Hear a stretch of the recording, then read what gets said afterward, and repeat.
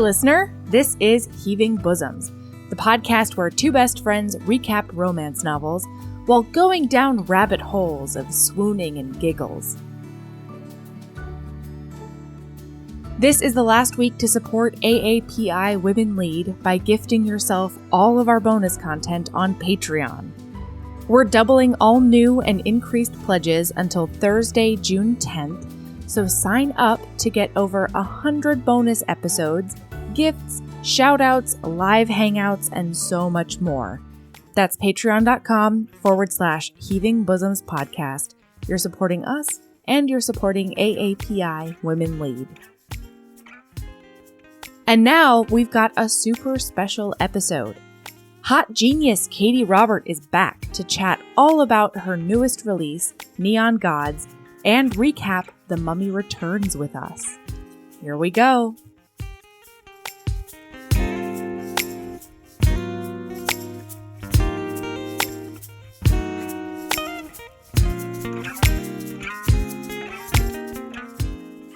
Hello! Hello!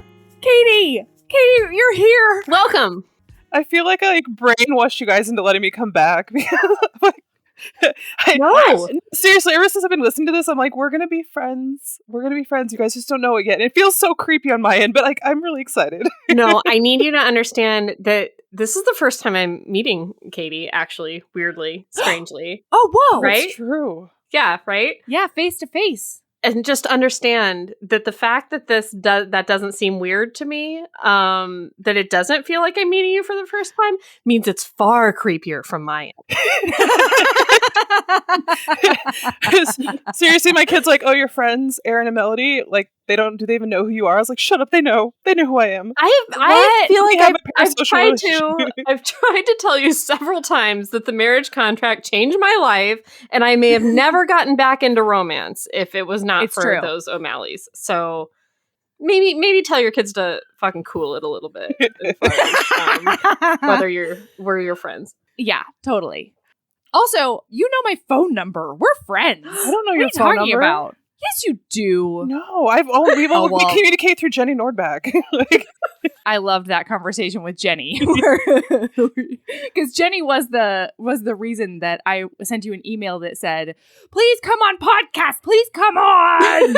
In Muppet speak, completely in Muppet speak. Whereas I'm over here trying to make friends with Katee by just sending her like novels about the magicians and why she needs to watch every season, like just completely unsolicited, just long, like friendship ruining, just I can't stop myself level stuff. Rough. Honestly, it was really nice because I feel like I like osmosis, like a reason not to watch last season, and then you gave me reasons to watch it. I'm off 3D people right now, so eventually I'll circle back and like watch the last season, but no worries. You're all anime all the time. Oh, all the time. Like there's just like a distance there that allows me to like disassociate enough that I'm not stressed out when they do bad things. So totally. I get that. Yeah, 100%. I just sent you my phone number. You have it. So anyway, so Katee, this is a reunion of friendship and love, just personally, but we do also have some business to take care of. Yes. And that is to talk about your absolutely show-stopping, fuck up my life, everything in the world, new book that's coming out or came out probably by the time this comes out, and that is Neon Gods by Katee Robert. Woo! Holy balls, Katee. Yeah, I think I might have leveled up with this one. And like, I didn't even think that was possible. You know what I mean? Like every time I read one of your books and then I like, Muppet speak at you about it or somebody else, I'm like, I think this is the best one. I don't really know. But oh my God. So good. Hades and Persephone have like broken me for all other Hades and Persephone retellings. And that's the thing. There's so much Hades and Persephone's in the world that you think that there's nowhere to go with it.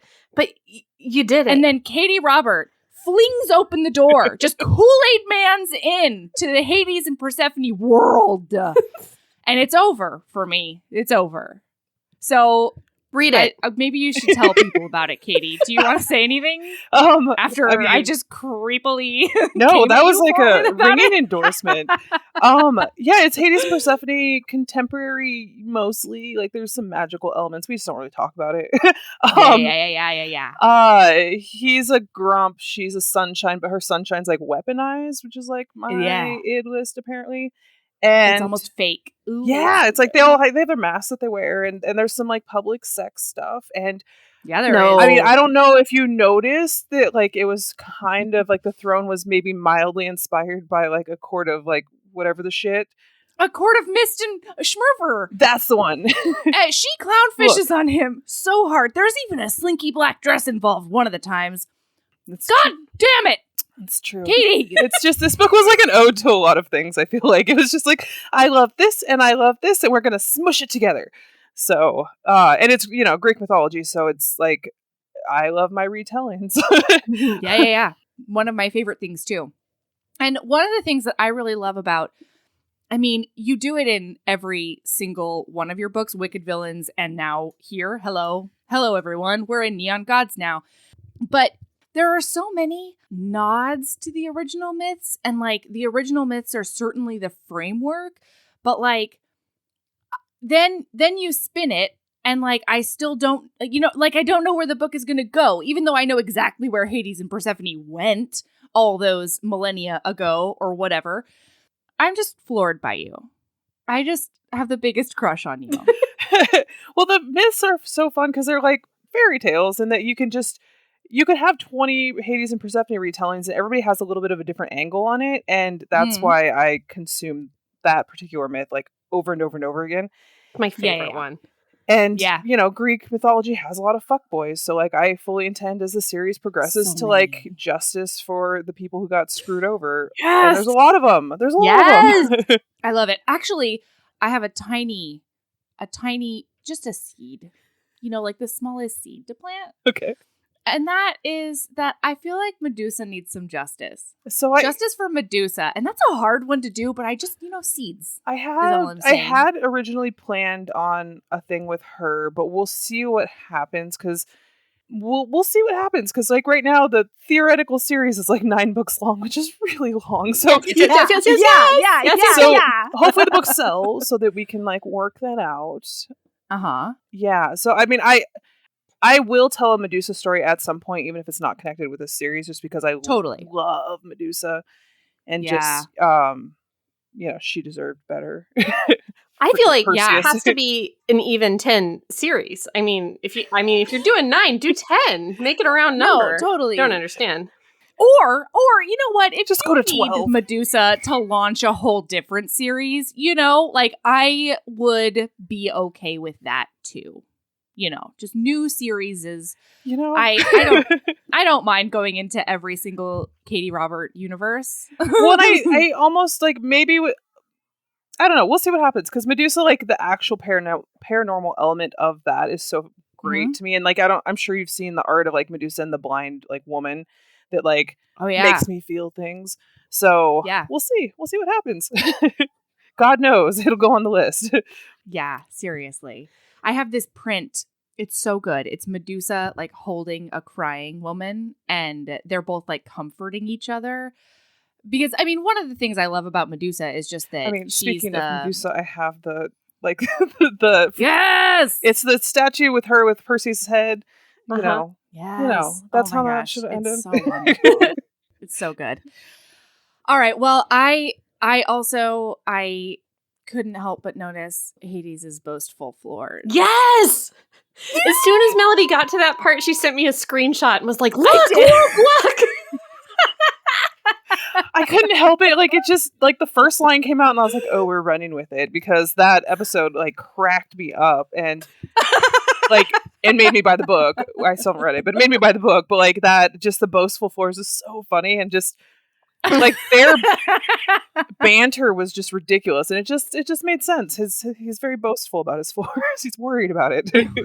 It was. He just needs her to not bleed on them. Yes. Can she please? No blood on the boastful floors, on the hardwood. Just like in Bully, they could. Was it hair dye that they were not supposed to get? Weren't they like dyeing hair when they were talking about the boastful floors? It was hair dye or bleach. Yeah. One of those things. They were doing something to a hair. Mm-hmm. It's so good. It's very silly. All right. And we're also, I think we should get to the main thing. And that is continuing our very, very popular journey. Yes. With Katee Roberts through the Mummy series.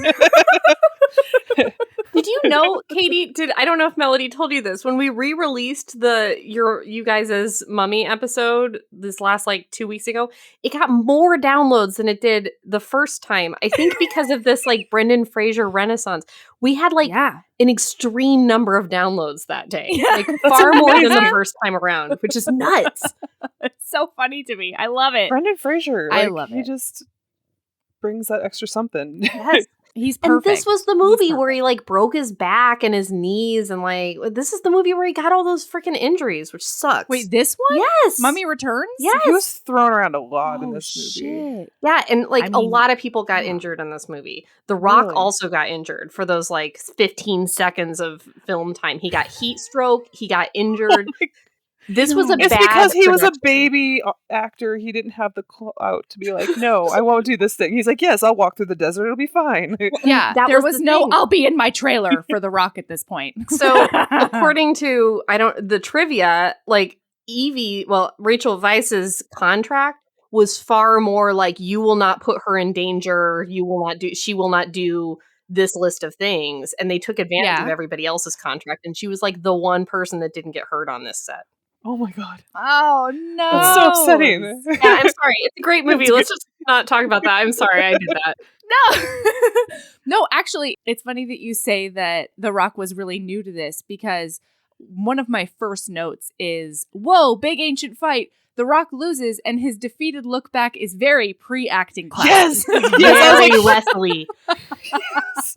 Honestly, watching back through, I was very surprised that they didn't do the eyebrow thing from the WWF.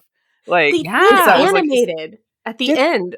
There is a time where that Scorpion does an eyebrow. Computer generated Rock does an eyebrow situation. That computer generated. They spent all the CGI budget on literally everything else in the movie, and just they should have just put him in a suit, a scorpion suit. That would have been better. They should have a robot scorpion suit. It would have been fine. I would take it. Yeah, he does a lot of wrestling mannerisms too.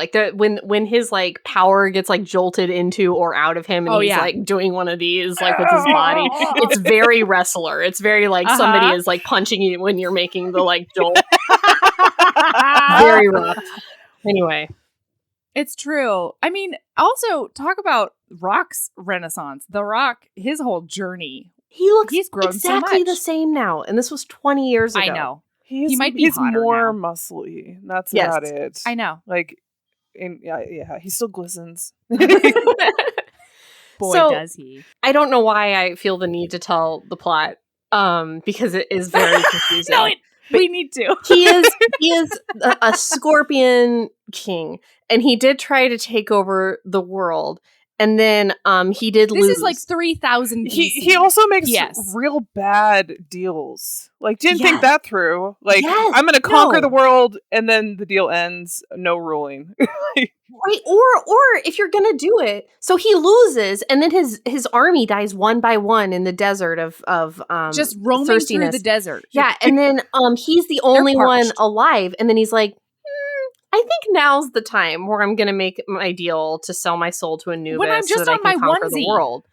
Yeah, you're right, Katee. It's as soon as he conquers the world, then it's okay, done. Soul gone. Whisked away. They don't even leave the city. The city falls, and it's oh, you're done now. He gets no chance to eat grapes on a lounge or do the ladies nothing. There's not a palm frond in sight. Nope. Yeah. Making him cooler. Oof. I can't even believe it. He does accessorize very well. Everything's scorpion.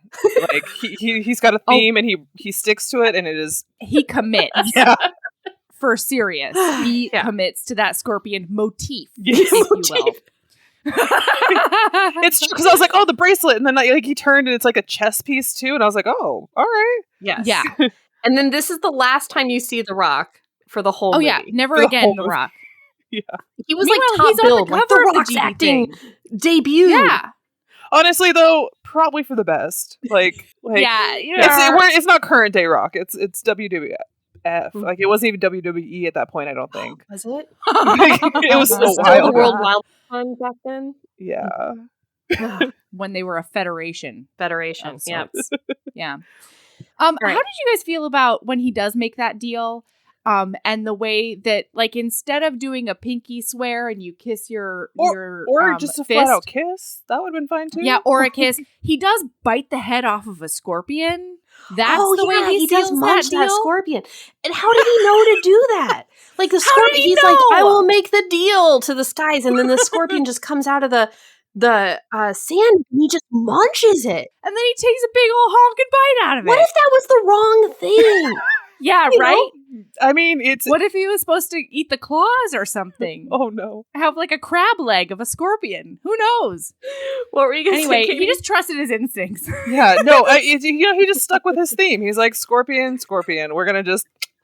But yeah, and then like the Oasis just pops up like much more Oasis than he needed. But you know what? Yeah. It's cool. Yeah. Yeah.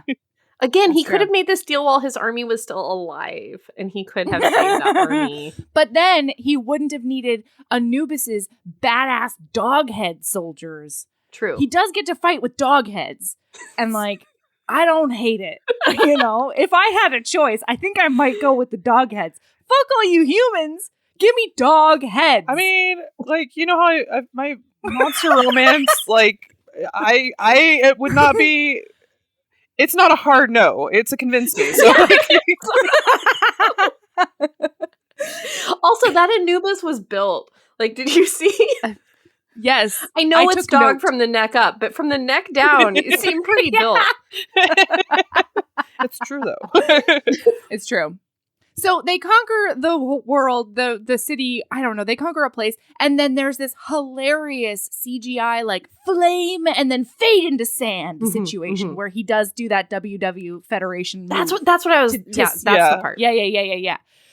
And now it's normal times. Now it's now times. 1920 EV. It's 5,000 years times. later, right? It was 5,000 Yeah. years? Exactly. It's around 5,000 there, years. I'd say. Yeah. Mhm. I can math sometimes. Well, I did not math, but they said it in the movie. Otherwise, I would have been like, well, sometime later, ? Oh, So- yeah. So, Yeah. Mummy Returns has added the element of a precocious child, Hate it. which Melody I love. did not approve of. Listen, but he's kidnapped for most of it, so I was fine with it because it did not Yeah. rain on Rick and Evie's parade. That's Yeah. why I Yeah. liked it. And really, Jonathan was like a perpetual babysitter, so they could like make out and do whatever they wanted. Every to time. They're like, danger, make out. do. Huh? Yeah, it's true. Not only is he a perpetual babysitter, though, he's also a perpetual child. Fair. And, like, that Wait, works for me, too. He comes through when it counts. It's true. He's securing the only financial when it future counts. for the O'Connell, whatever their last Line. Yeah, he's Yeah. like, we're not going to get out of this broken or broke. We're yes. Can I tell you some trivia about the precocious child that I just read? Yes. Anything. This actor who played the precocious child was cast in Harry Potter and the Sorcerer's Stone in an unknown role. No. He did not appear. He decided to do The Mummy Returns instead because he was the biggest Mummy fan on the face of this earth. Oh! Knew every single line of The Mummy, had seen it over 50 times by the time they filmed, and it was only like a year later that they filmed. And they credited him in the credits as a consultant on No. my historical like what On, do like, you call it? lore? Continuity from the first Yeah. film, because every time somebody needed to know what somebody wore or what somebody said or where something was in the first film, they asked that little kid. He was like a Mummy super fan. He was like, my fuck, God. I want to do The Mummy Returns. Living the dream, honestly.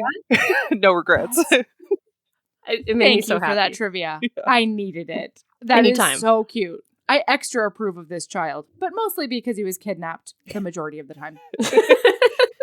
Because he's just, I mean, it's like a kid, you're making bad kid choice. It's like a kid in a romance novel. It's like, all right, just get him to the side. Like, I don't need to see them, like, with their parent. Let the parents do the Smooching. Yeah, the smooching. Do the banging is what The I banging.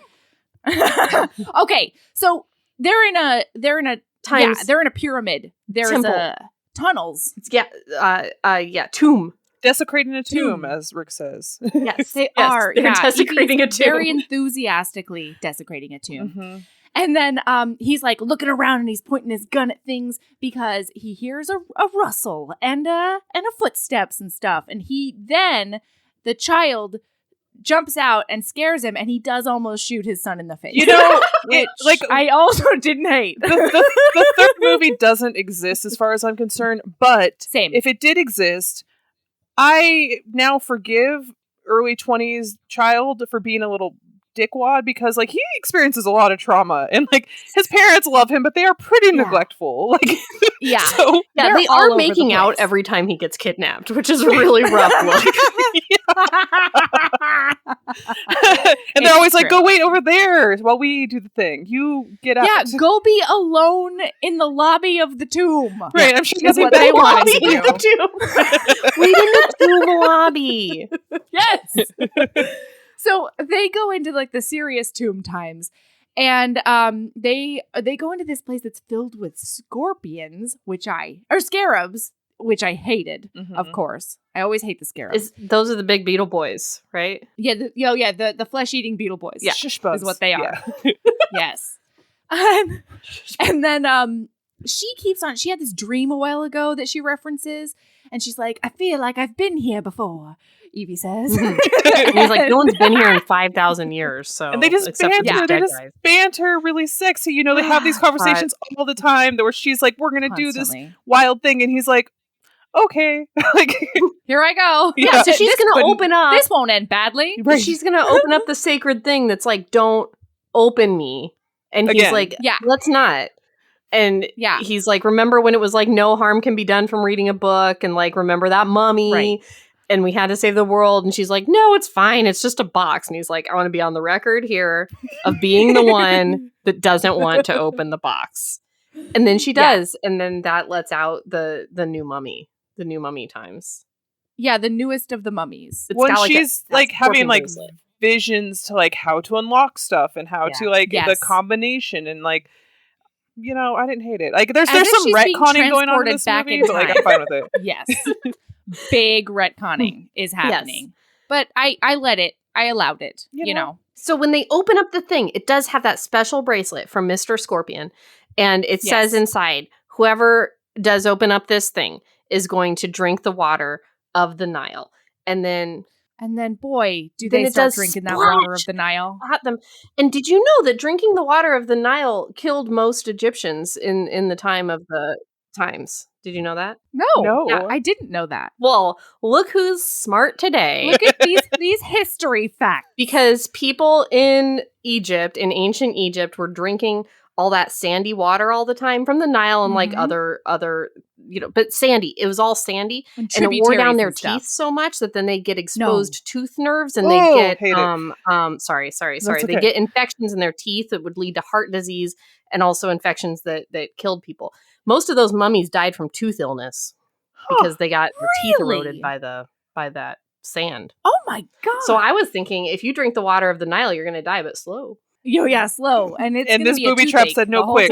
No, but this one was like, no, we got to do this quicker. This is only a 2.5 hour movie, so which is a long movie for like the time. Like, I was like, I thought I had more time, but no, it's 2.5 hours.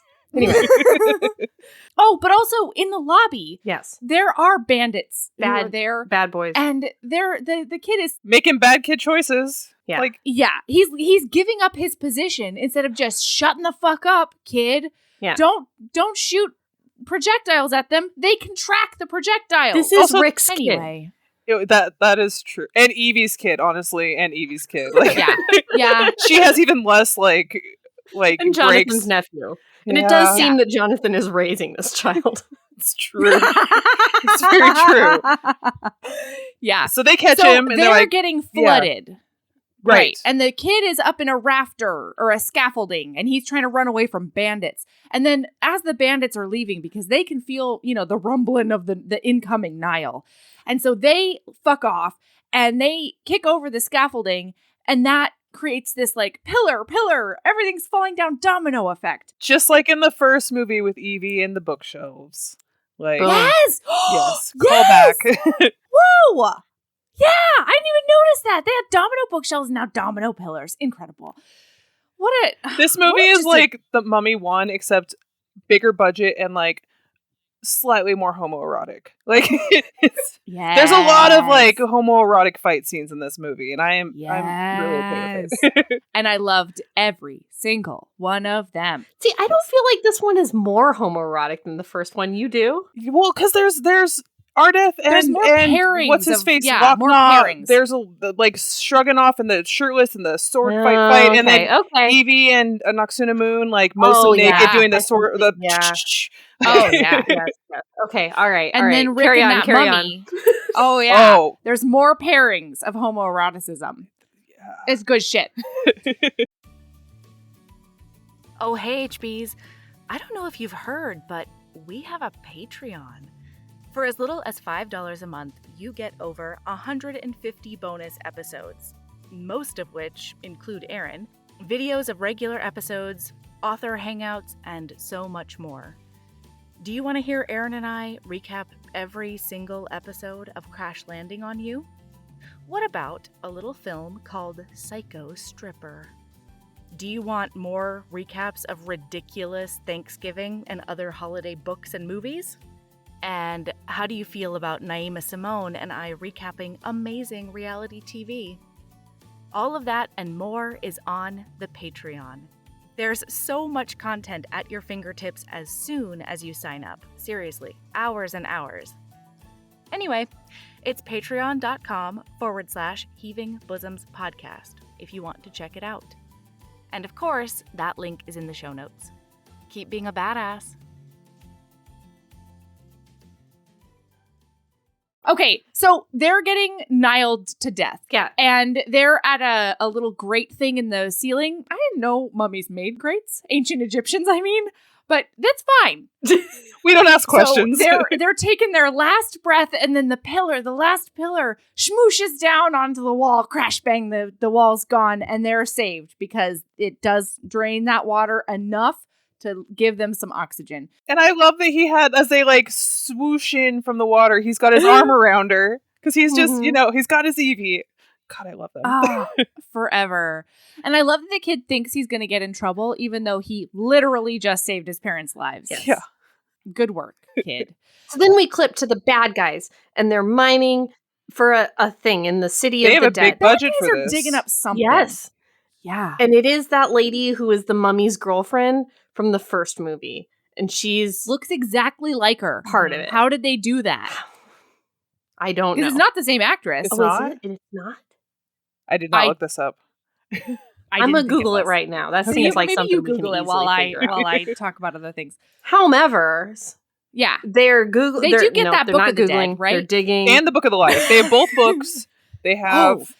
And then they got that juicy corpse back out, right? Yeah. Like, didn't they get him out of amber or something ridiculous?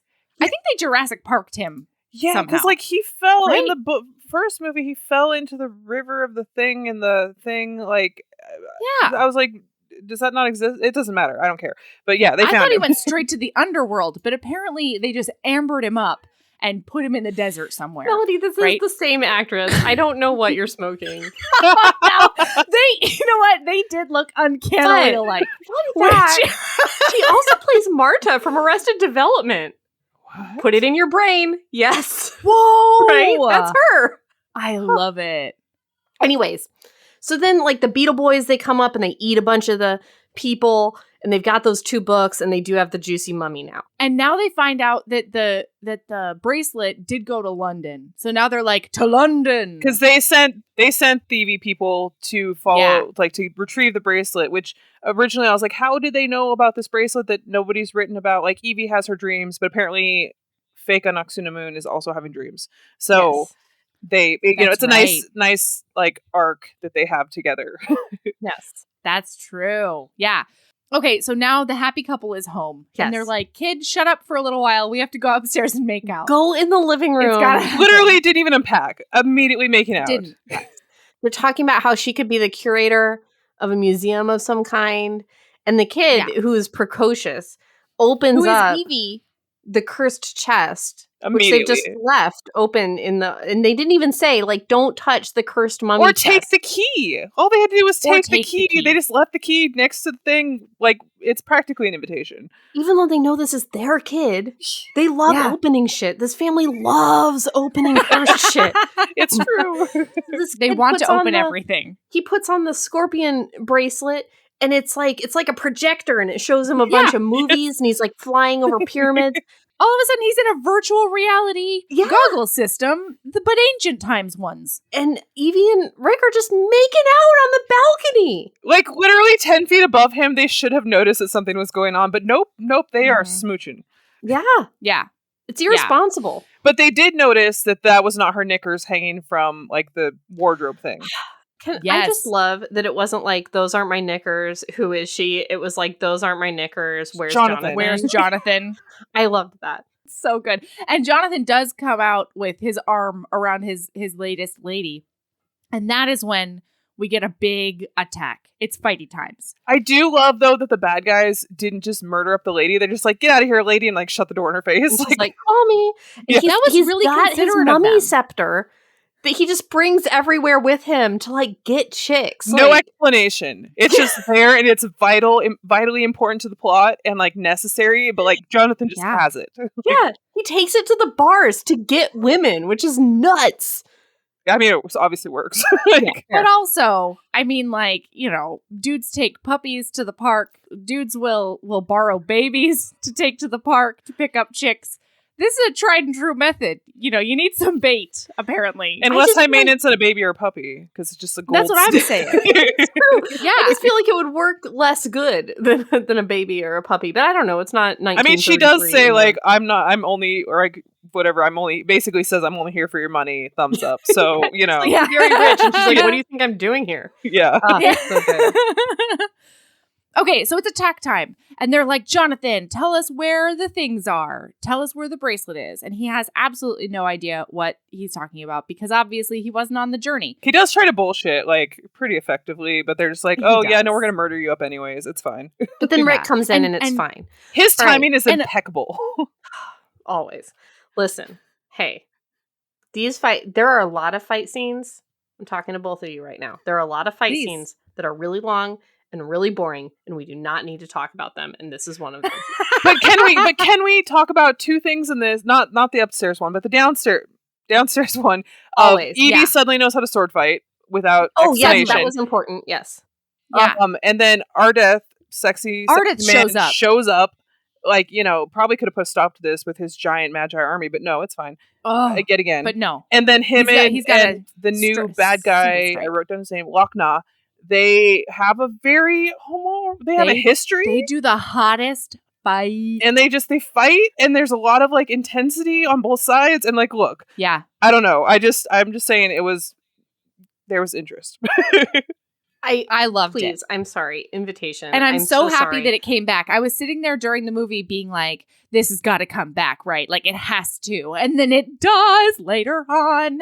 And it made me the happiest. Because I think, like, at some point they do get shirtless this time, right? He shrugs off the cloak all like, papa! Like, here's my, like, titties! Like, yeah, he does. It's, you know, it's, I mean, that guy is not a great guy. He definitely does want to kill a kid, but, like, also... that guy. But also, like, a little bit justice for Lochna on that account. Like, if I had to... It was real annoying.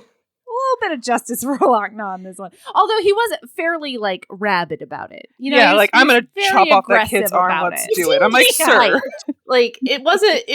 he was... Even before the kid got annoying, it seemed like he was psyched to do it. Like, he enjoys killing kids and would especially enjoy killing this one. Yeah. Listen, friends, anytime there's a fight scene, my whole face just glazes over. So to the extent that there is, like, a homoerotic moment where somebody shrugs off a thing and goes, papa, I'm going to miss it unless it's after the fight scene, and I'm sorry. That's what we're here for. That's right. Thank you. Katie and I have got you. So at the end of this thing, Evie gets kidnapped. Yes. Mm-hmm. And she gets chloroformed in the back of a truck as the truck speeds away. And then they've got the chest. But And the kid, little do they know, shows them that he has the bracelet, and he's like, the main bad dude, head bad dude, is the curator of the British Museum. And Ardith is like, can that be true? And Rick says he spends more time at the British Museum than he does at home. So, like, yes, neglectful parenting. What? They just leave him at the museum?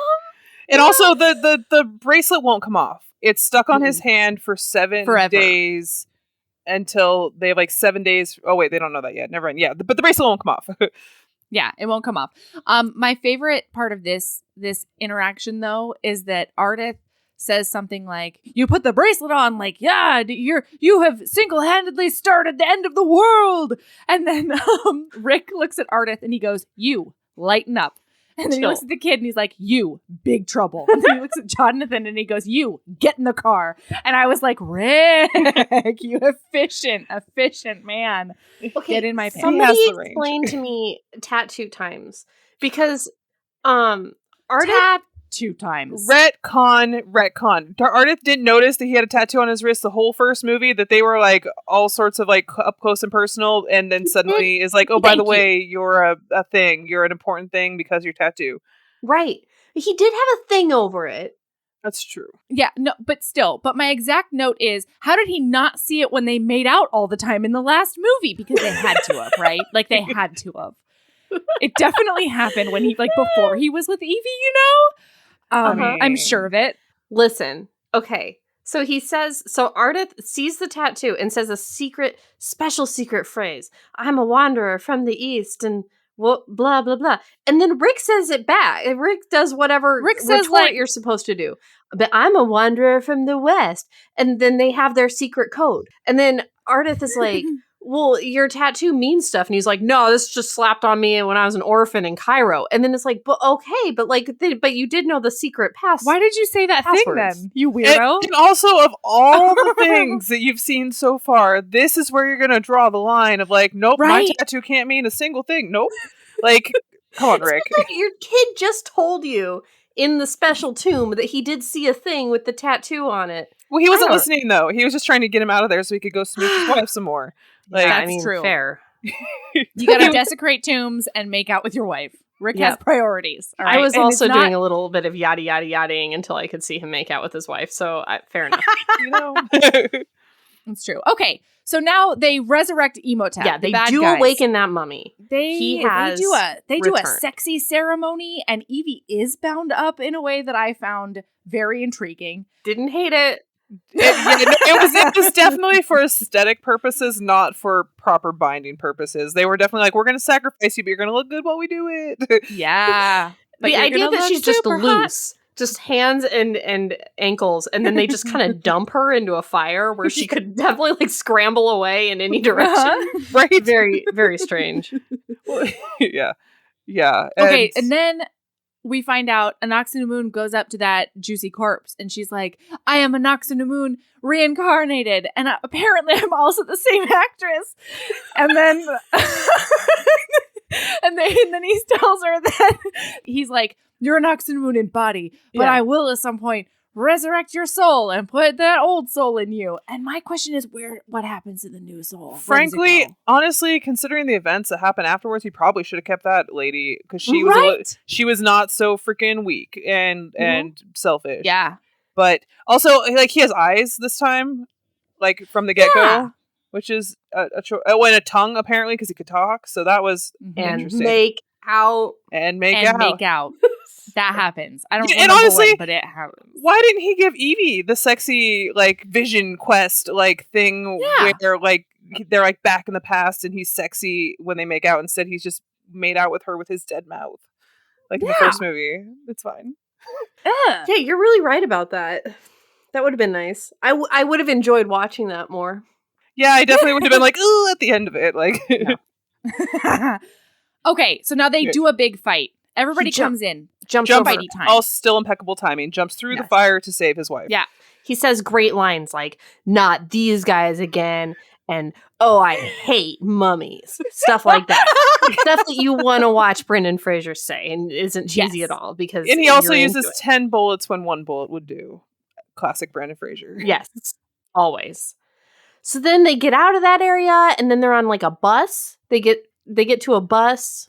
Yeah, Jonathan breaks the key off in his Rolls Royce or something. And then instead of like getting a regular ass car, he goes and they get a double-decker bus in order for everyone to flee. Which, like, you can't ask too many questions about why there was a double-decker bus just like hanging out.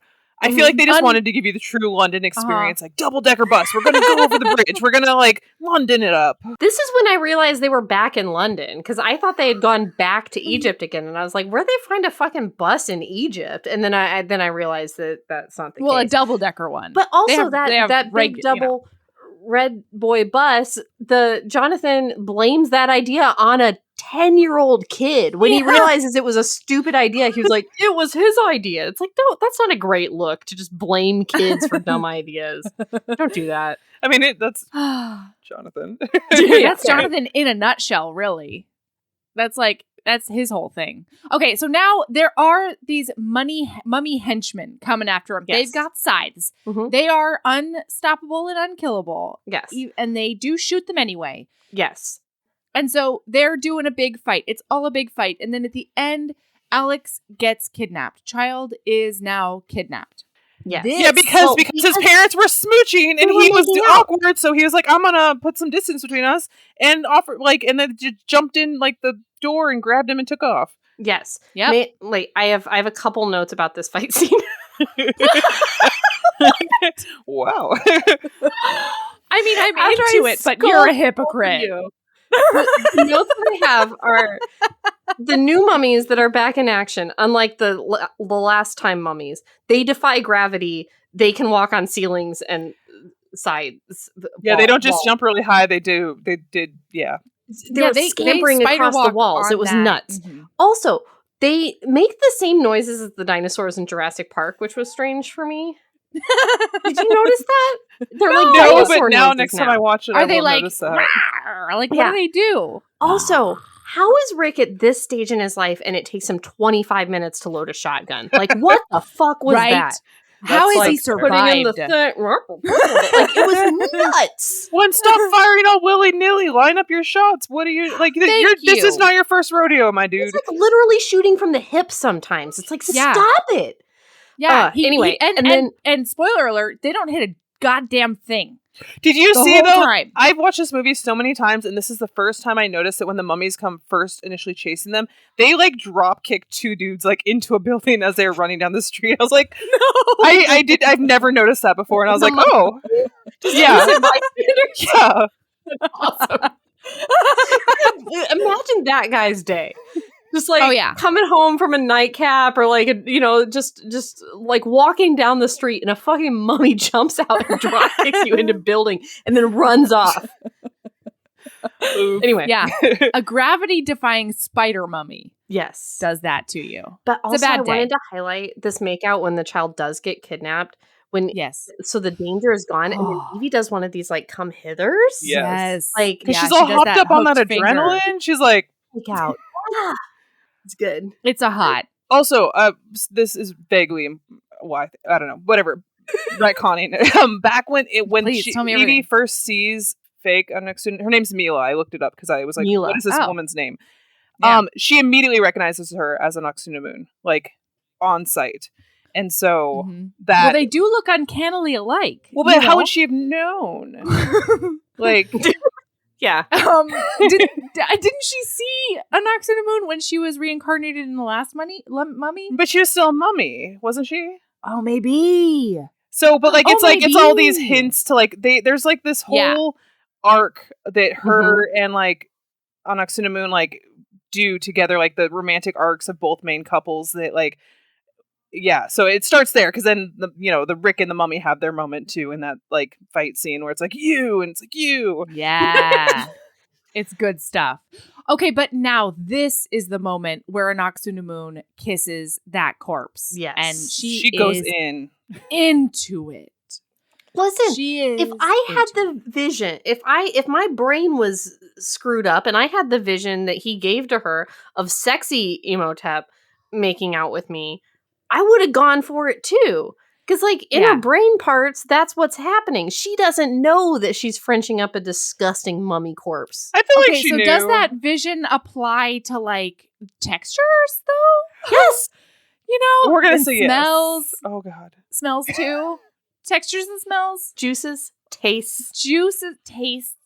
There was a big taster up in there. I just assumed it applied for everything. Yeah. It just roses and lilies in his mouth. Really? I mean, I feel like that works. Because, like, later on when they share the vision thing, Evie's, like, hanging out of the air thing and, like, still experiencing the, like, That's the vision. So that's true. It checks out. I think you're right. Does it apply to the aftertaste? I guess is my next question. Yeah, I mean, when the vision stops, expires, that's a rude awakening. Oh, You've got juices on you. She's That's invested. She wants that power. She's like got her man back, even though he's not super, you know. Yeah, like, who is this bitch? Like, what is her wants and needs in the world? Like, who is Mila? That's what I want to know. Who told her that she was a Noxuna Moon reincarnated? I think she was having visions too. They make a sort of like a throwaway reference because I was like, I have questions. I have questions on how they keep finding things that aren't supposed to exist. But, you know, visions. Woo. But was she just like a modern business lady in Cairo, just like living her life? And then one day she got this vision and she was like, oh, I have to go to the city of the dead and mine for death beetles and stuff. Or, you know, like, was she just like a lady or did she like come out of the sand, you know, at some point? No, you know what I'm saying? She took off that pantsuit and she said to the world, I am liberated. Because if she's like a lady that just sprang out of the sand like 2 weeks ago and it's like, I'm Mila, I'm reincarnated, then I feel a little better about this mummy makeout situation and the, you know, the soul nabbing. But if she had like a whole life, if her sister's like, man, Mila hasn't called me in like 3 weeks, what's going on? It's a little sad for me. That's all. Yeah, the soul nabbing is like, you can't look at it too hard. But I mean, I guess it's on point. Like, he just makes bad choices in love. Like, he should have like rolled the dice with the new lady who's obviously very invested. And not just using him to get out of her relationship with the pharaoh. He could have gone back to Cairo with her and been a businessman, and they could have lived happily ever after. Yeah. He could have donned a pantsuit. You know? That's the problem with everybody. They want to conquer the whole world. And it's like, just, you know, tone it down. And with those sweet powers, he could have they could have been wildly rich in their like little corner. Completely. Anyway, so Rick and Evie figure out they've got to go to the places that the kid did see with his bracelet thing, and they've got to intercept them because when they get to the place, then they'll get a new vision of the next place to go. Because they're on a timeline. They have 7 days before the Scorpion King rises, and when the Scorpion King rises, somebody either has to kill him or he'll like unleash Anubis's army. And if you kill the Scorpion King, then you get control of Anubis's army, and you can either like conquer the world or like send them back to hell or like whatever Egyptian hell is. They keep saying hell, and I'm like, I don't know, that's not accurate. But yeah, that feels very Judeo-Christian. Yeah. Oh well.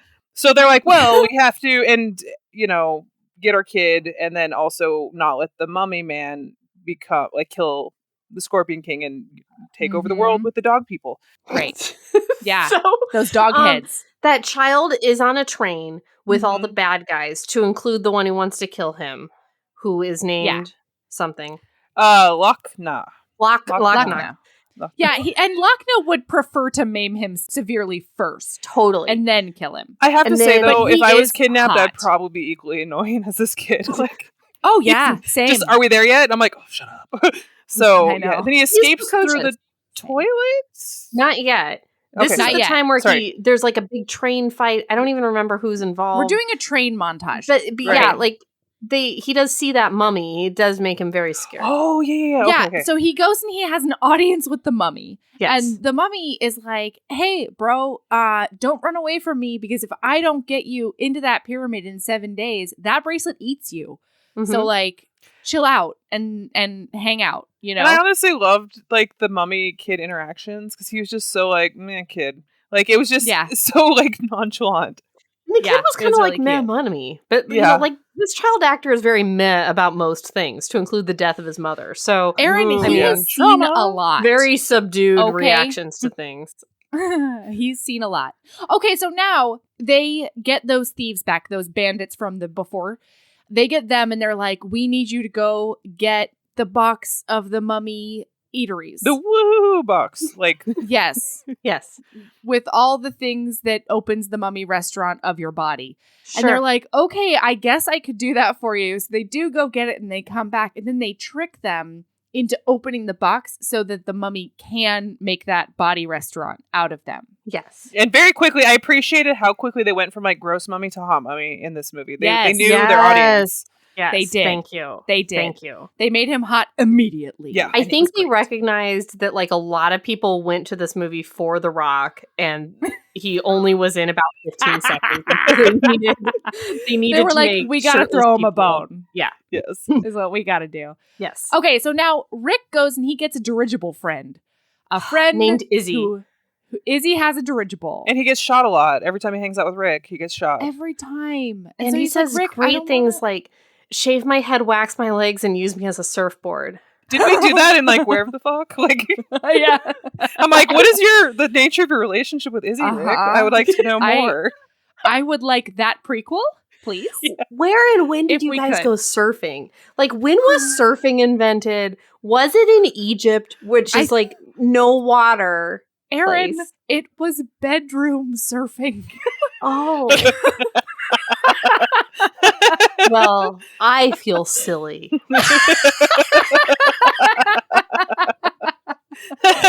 Have they made that porno? I feel like they had to have, right? They have got to. They've made a porno of everything. You could throw a scenario and it's like, oh yeah, that exists. Okay. Right. So they're flying in their skyboat in the nighttime. That's right. Rick and Evie have a very tender moment about how their son has been kidnapped and they really do want him back. Yeah. Sorry. Tell me everything, Katie. Again, I got distracted with like the drop kicking mummies. But when he like chases his kid, like who's initially like kidnapped and like is watching him, he tears up and like there are tears in that man's eyes and like I'm like, you're a real action hero, Brendan Fraser. Oh, he is. Like real man, just crying because your kid's gone and like that's a normal human reaction. Yes. So absolutely. Oh, there's no toxic masculinity on Rick or Brendan Fraser. Mm-mm. That's one of the things that makes them both just dreamboats. Oh boy. It's July, folks. That means new Bonkers book club selections. And let me tell you, our cup runneth over. First, there's a historical smorgasbord. You get the entire box set of Nicola Davidson's Surrey SFS series. If you're not familiar, that stands for Sexual Freedom Society. This box set includes 5 ridiculously spicy historicals, with a variety of gender pairings and trios, and so much more that makes my heart sing. Then, Jenny and Katie are offering up one of their all-time favorites, Brutal Prince by Sophie Lark. That's the mafia book where the heroine accidentally sets the hero's house on fire and then makes sure her mouth is full of strawberries because she knows he's extremely allergic. Best wedding kiss ever, right? And then we decided to do a little bonus. We wanted to see if audiobooks are something you'd like as part of book club. And Lorrainne and Meg Ann have a series called The Mate Games. You get to listen to Book 1, Obsession. It's a paranormal reverse harem that's done with duet narration. And the cast of narrators is insanely good. So, Joybringers have tons to look forward to. If you want to join, check out our website. The link is in the show notes. Ego, California. This multi-day retreat is a book lover's dream come true. Join some of the world's most celebrated authors of historical romance coming together for an intimate gathering that gives every guest a chance to mingle and play. Come as you are or dress in your favorite era. Enjoy historical foods, games, and music while surrounded by the glamour of a hotel that was once only enjoyed by the elite. Head to historicalromanceretreat.com and secure your spot today. So they're doing this big comfort on each other in the dirigible. So they do use their child's kidnapping as a catalyst to make out in a way that I really supported. Yeah. It's like, we'll get our son back. Smooch.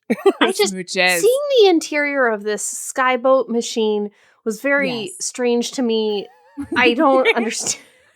I didn't listen. I get it. I'll hand wave it. It's fine.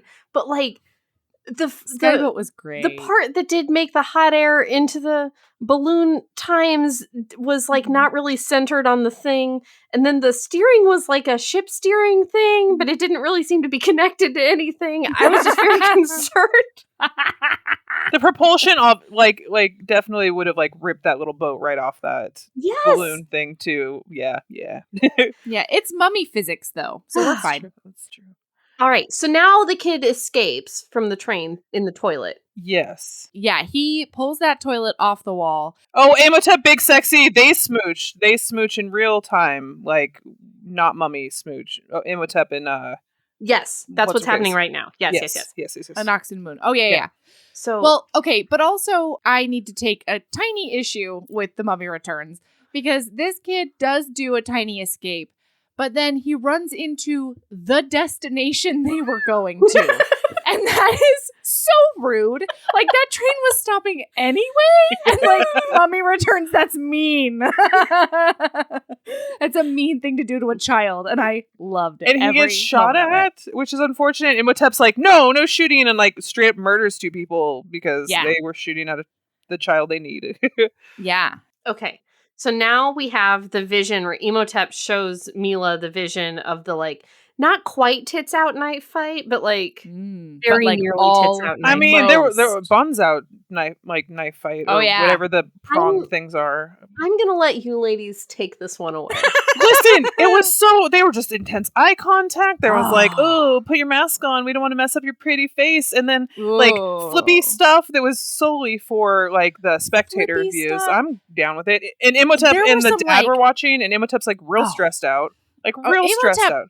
Dad's just like, because proud dad. No, Imhotep is stressed out because he cannot hide his boner in that loincloth, and he has got the biggest boner right now. And like that would stress out any priest, Katee. Okay, that's true. And then, but also, okay, but I gotta talk about this fight a teeny tiny bit because there are some crouches that really do great things for some bustes and for some other parts of the body. Just a lot of they're literal heaving bosoms. Like literal heaving bosoms.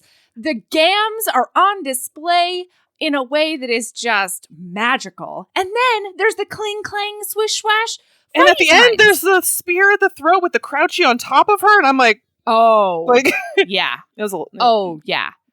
Like, there is that spear to the throat. Is she going to penetrate her? Right? You know? And then like a heated like low exchange, and like there was a lot of, I mean, it's a little weird that it was like the father's like girlfriend and this daughter, but like we don't have to think about that too hard. It's fine. Yeah, they're like the same age. They are. Yeah. So what we find out at the end of this, the whole point of this, I have two things to say about this fight that have no bisexual energy, but I needed everybody to get everything else out first. The first one is okay. I'm with you. At one point, the Anoxin Moon, is that right? Yeah. Throws her two knives with one hand, and it hits the penises of two. Maybe it did have bisexual energy. Yeah. It hit the penises of two statues. Did you guys see that? Yes. Yeah. It's nuts and weird. Nobody commented on it. She's got a lot of rage. Like I think that's just a normal day for Anoxin Moon. Very strange. And then also, I read in the trivia that the Evie past princess character is named Nefertiti. Nefertiti. No, it's not Nefertiti. It's Nefertiti. It was supposed to be Nefertiti, as in the actual Egyptian queen or princess, but they changed it because they were worried about people making titty jokes. No, that's real. Oh my god! Because it had to be said a lot in the subtitles, and they're like, "We don't even want to invite this." That's real. That's hilarious. They were worried about titty jokes in particular. Yes. There are tree goblins later. Yes. And they're worried about titty jokes. Well, like the idea that they're worried about titty jokes, and then one of these characters throws two knives into the penises of two statues, and that's like and that's like fine. Good job. That's not like low level humor at all, but titties. We don't need that. Well, it's not like the Mummy franchise is particularly highbrow either. Like, it's... Yeah, right? And it's the actual name. It's not like the lady, like her name was Nefertiti and they're changing it to Nefertiti to like be like tits. It's not even that. It's accurate. Yeah. Yeah, they're messing with historical accuracy over a titty, a potential titty joke. Mm-hmm. That wouldn't even cross my mind. I would just be like, Nefertiti, here she is. Somebody would have definitely though, like made titty jokes. Fair. Yeah, us. But there's nothing wrong with that. No, also that, Aaron. Yeah. People can make titty jokes and dick jokes all they want. And sometimes that is just a whole show. Mm-hmm. Okay? So anyway, the rest of the retcon in this flashback is that Nefertiti now, Evie's character. It's so upsetting. I've like spent like a third of my life thinking that it was Nefertiti. I specifically looked in the subtitles. It's rough. Oof. Okay, so she looks on, and we find out that she watched the pharaoh get myrtleated from the first scene. And she's the one that sent the Magi people to, like, murder up everybody. Yes. But it's also kind of strange. Don't you think Imhotep in the first movie would have been like, you? I remember you. Right. Nefertiti. Yeah. But again, that's kind of like Rick's tattoo. Like, we just don't talk about it. Fair enough. Yeah. Although, doesn't he get to make out with her at one point? Maybe that's why he didn't. He was like... I had a girlfriend back then, you know. Wink. But now I'm pretty single. So Evie's having this vision too, and it causes her to leap from the deck of the sky ship. Yeah. I don't really know why. Because she doesn't jump off the balcony. No, she doesn't jump off the balcony. I don't really understand why. It's just so Rick could save her again. I guess. Yeah, I think it's because in her vision, she like leaned over the actual balcony, and that's higher than the side of the dirigible boat. So she just boop, you know, over. Yeah. So in the real life, she does fall over. But anyway, he does save her, and it's a nice. But also, like when he's saving her, he's got her by the ankle, and then it's like looking down, and what they're flying over is the ocean with like ice. Where are they? I didn't even notice. You know what? When we go to Taiwan, we do fly over the Arctic. Yeah, sure, but are they going to Taiwan? Aren't they going from Egypt to other Egypt? Yes. They could take just a popsies up to the Arctic. If they were like, we're on our way to other country where an ocean might be crossed, sure. If they were even on their way to England, I could get it. I think they were going south too, because they're like, oh, we're out of Egypt now at some point. Like, and they're like, oh, this all used to be the whatever Upper Kingdom or whatever. So okay. Maybe. I just didn't think they crossed any oceans or ice. Or the ice is really the thing that's fucking me up. Yeah. Because it could have been any body of water with waves. Yeah. But the ice. Listen, I didn't even notice. I didn't even notice either. You did. I love that you did. Okay, so now Ardith is like these visions and that tattoo. It all makes sense with that Magi mark. He's so enthusiastic about it too. He's so excited. Well, wait, like, he's like, yes. Did we say that Mila kills herself and now she's the old? Oh, is that happened now? She got soul replaced. Yeah. She really got the bad end of this deal. She did all the work, spent a bunch of resources to get the mummy back, and then she gets murdered up and replaced by his ex-girlfriend who sucks. Yes, who sucks. Sucks. Yeah. I bet she really regrets leaving that high-power corporate job now, huh? Mm-hmm. So, anyway. All right, so Ardith is like, so not only are you a reincarnation of Nefertiti, but this makes sense with O'Connell's Magi mark, and it's intergenerational because your son is wearing the bracelet. O'Connell's 3 sides of the pyramid. Yeah. 3 sides of the pyramid. That's not how many sides there are. No, Protector there are of God. More. No. But not a triangle. It's a pyramid. Like, I didn't think about that until just I said it, and I'm like, wait, damn it. God. Ardith, you're so pretty, but like, you're so pretty. Oh my God.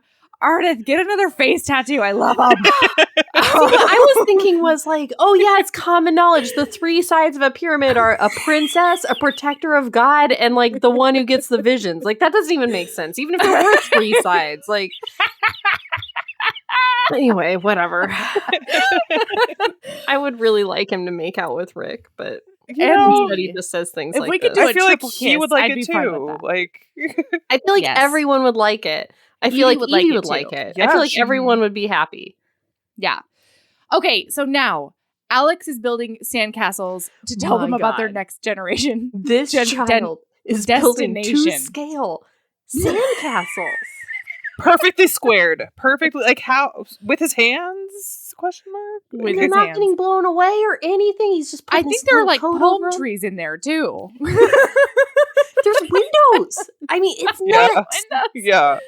Yep. Yeah, we get a montage of several of them at Yeah. this point. Yeah. I mean, this is why you should abandon your child in the Egypt section of the British Museum, because it will come in handy someday. can you imagine if a normal child is like, shit, I don't know, like, It doesn't even have to be a child, like a full-grown me. Yeah. I would be like, I don't remember. It projected a thing. It was deserty.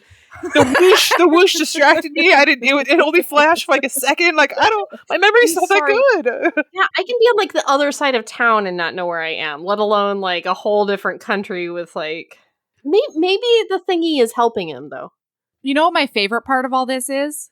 That every time they do the vision, all the adults chat around them, being like, "It's Karnak." And so what he could do is just write Karnak.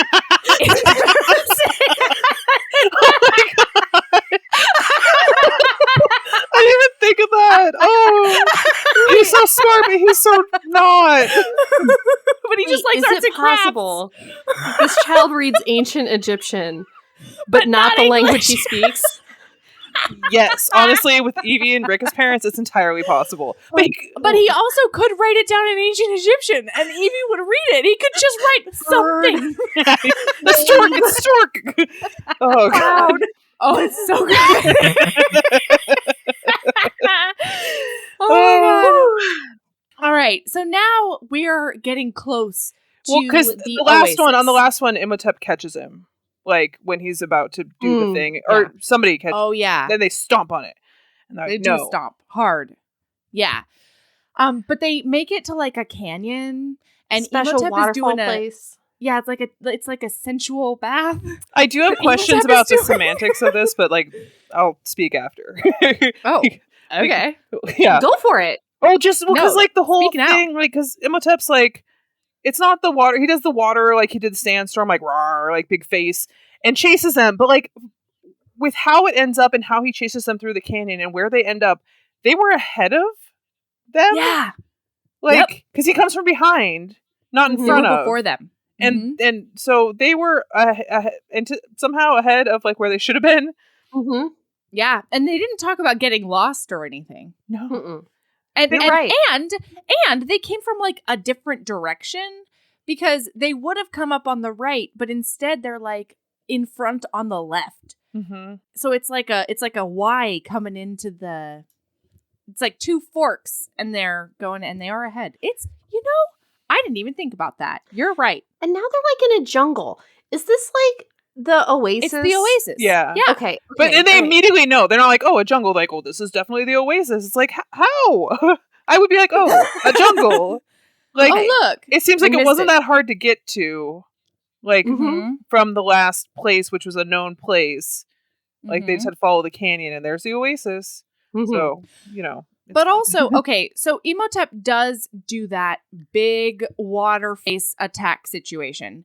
And yeah, that's the one, Aaron. lots of growly, And, worry stuff. Mhm. Yeah. Dinosaur And sounds. the child thinks that all of them are dead, because I would think so too.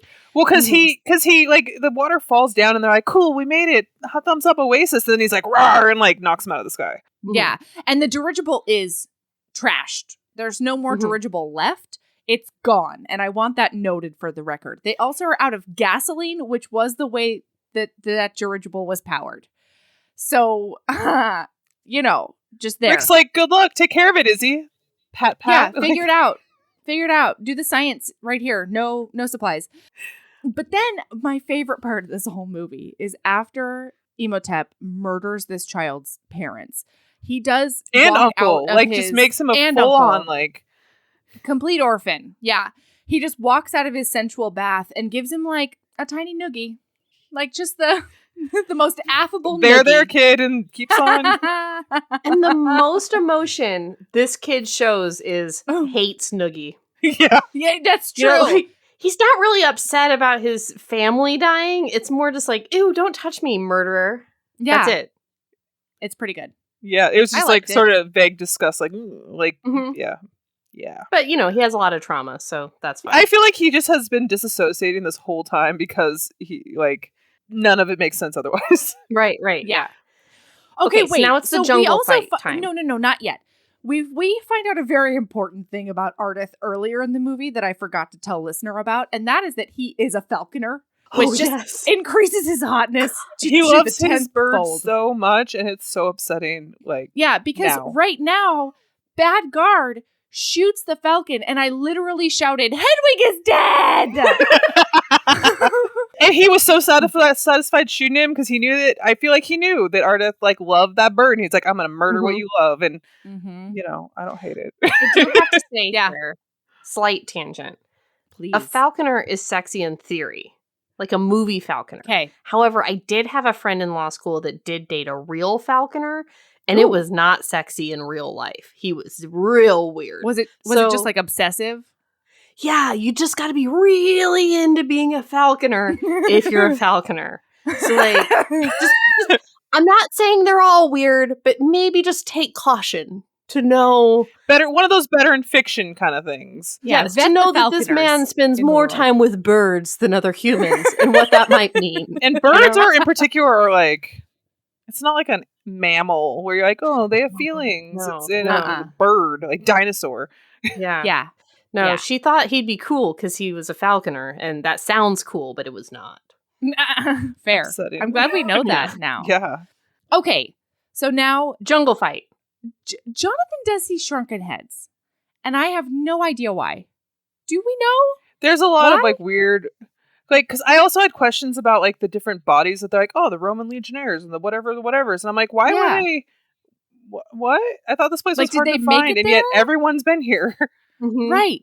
And then Ardith does say the thing about how the only way that you can kill Anubis's dog boys is to chop off their heads. But so I was like, maybe that had something to do with like the human shrunken heads in there. But then those dog boys just turn into sands again. But I also have questions about that knowledge because they haven't been around for 5,000 years since like the first time. Yeah. So like, how do you know that? I mean, I guess they were fighting, so they had some of those people had to survive. know all. But yeah, there was some like I was like, I have questions. There was a lot. I just didn't understand. Why tiny mummies? Why mummies tiny in jungle fight scene? Are they mummies or are they tree goblins? I don't understand why mummies are tiny. Why so they could like mimic the Jurassic Park or whatever Jurassic movie scene with the raptors and the high grass. I really feel like this movie was very influenced by Jurassic Park. Yes, the amber. Now this. Yes. Yes. Let me Google the timing of these things. Because it was it Jurassic the second one with the raptors and the high grass? It wasn't the first one, I don't think. No, that was definitely The Lost World. Okay, 93 is the original Jurassic Park, and this movie was 2001, right? Yes. No, was it? Wait. Oh, yeah, because it's 2 years later. Okay, yeah. Yes, this movie, so The Lost World came out in 97. I really feel like they were inspired a little bit. I think so too. Yeah. I'm just saying that tree goblins was my favorite thing that's maybe ever sprung at me in a movie. It just confused me so much. Why small? Who were they? Like, isn't the idea that mummies were in life something? Yeah. Yeah, but that's the thing. They weren't mummies. They came out of the tree roots. They're tree goblins. Do I have to repeat myself? But they were like no, I feel like they're made of wood. Adjacent, weren't they? Right? They're definitely mummy adjacent. On this one, they were mummy adjacent. They were mummy magic. Definitely. They had mummy faces. Yeah. I just feel like they were juicy twiggy green mummies. They were twiggy though. They were twiggy. Too. I don't know. I need to know the origin of the tree mummy goblins. It's just, I don't know. They were also really petty. there's this moment where a bunch of guys fall into quicksand and one of the tree goblins like gleefully just steps on all their heads, like bounces on all their heads to drown them faster. And I was like, tree goblins for life all the time. Get me one. Who's going to get me one? I just feel like they spend so much time in this movie explaining so many things, and this just was nothing. Nope. Who were they? Who are they? Where are they from? Who do they fight for? What are they? Yeah, because like the whole mythos around like the pyramid and stuff was like all Anubis, which is Egyptian, there's no like link up with the tree goblins. No, and they're like kind of like little guys, and they have like leaf crowns, which makes me think that the movie is trying to tell us that these were like quote unquote tribe people at some point in this jungle. Which they keep calling them pygmies, which I'm like, that's shit. I was like that didn't age well. Yeah, that went right over my head. But they called them pygmy mummies. So I mean, the word pygmy is just like small, right? So are they just saying tiny mummies, or are they trying to say like a tribe of some sort? Because that's not great. I just needed some kind of context. Are these like mummies of indigenous people? That's what I was wondering. Oh shit! But also they're also tiny. Yeah, so that doesn't make sense. Well, then there's also all those shrunken heads. Maybe that has something to do with that. I'm a big confused now. Maybe I'm less excited about tree goblins. We're somewhere between confused and offended, and we don't know. Yeah, we don't know where we are. I am less. And if they're just tree goblins, we're delighted and confused. Yes, it's just we don't know. We don't know.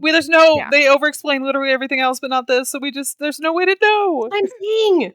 Anyway, all right. Wow. So they do defeat them. Well, but before the battle and stuff, like Rick's all nervous and like giving Evie gun advice, which he's given her like 47 million times, and like just like showing her how to cock the rifle and like pull. It's cute.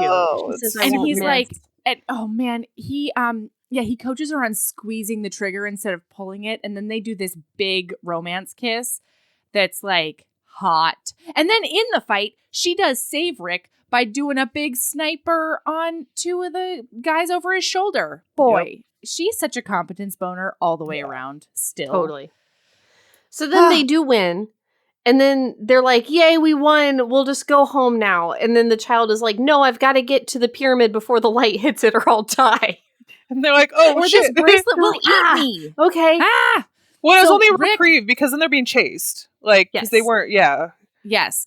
And so then whatever they are, I'm going to keep calling them tree goblins because that's what I thought they were. The tree goblins I feel like it's preferable to the alternatives. Yeah, agreed. The tree goblins come like en masse to now come for the family.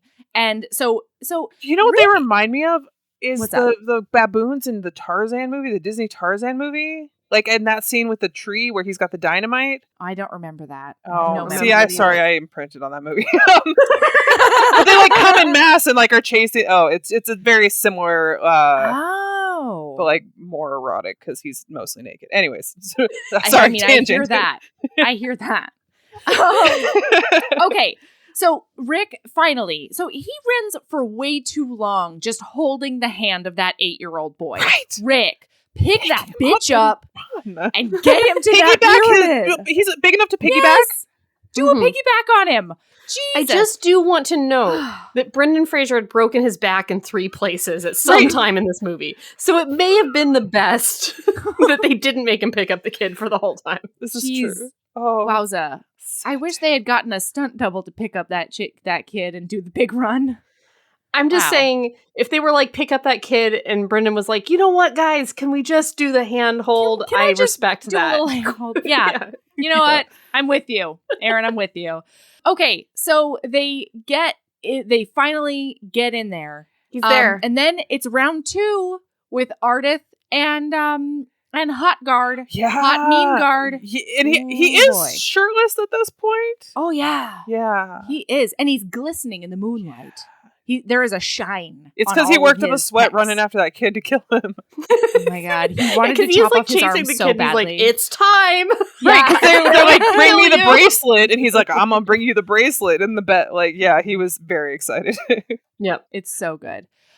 Okay, so Rick and the boy make it to that pyramid, and they make it just in the nick of time. It's like boy victory, and then it's like, And no, then, it's not. Then Evie and Jonathan come up and then stage fucking left out of the mist.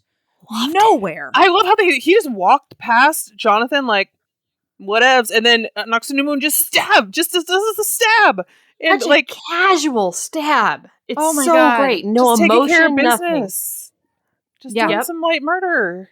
That's right. Oh, I loved just it. a day in the life, you know? Yeah. Although wow. I totally like I've seen this movie more than a few times. Did I cry when Rick's like, tell me what to do? Because she's the brains and she tells him what to do.